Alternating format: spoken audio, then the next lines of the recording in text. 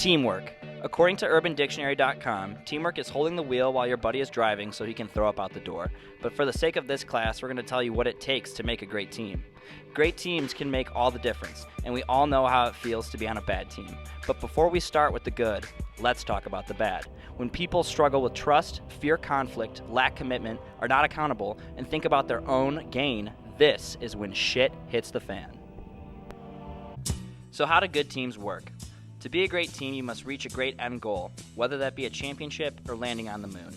Head basketball coach at North Carolina State University, Jimmy Valvano, would devote one practice in the beginning of the year where not a single basketball was touched or a single whistle blown. All that they did was practice celebrating winning the national championship. Coach Valvano wanted to make sure that everyone on his team had the same end goal in mind. That was winning the national championship, which they eventually did. Everyone wants to win a championship, but getting there is the hard part that no one wants to talk about. It's the dirty part where tempers flare and frustration sets in.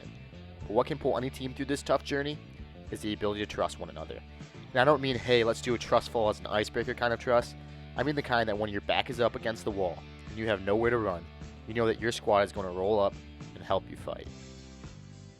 But trust is earned and not given, and the best way to help you gain trust is to hold one another accountable. It's a lot easier to talk the talk than it is to walk the walk.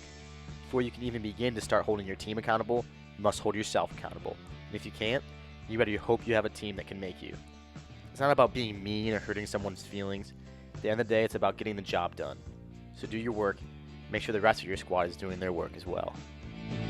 Great teams know how to motivate and inspire one another to do their absolute best and to never give up on achieving the end goal.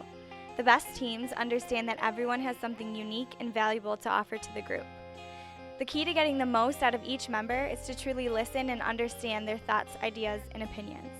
Teams that create supportive and encouraging work environments are the teams that learn from each other and achieve the most. But there will come that time, when the darkest hour sets in, when the storm is brewing and you're clinging onto that raft and there's no one else around you. This is when your team is needed the most.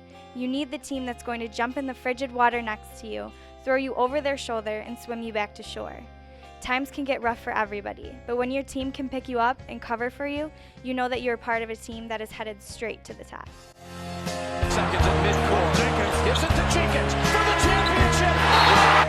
DeCrow catches the lateral.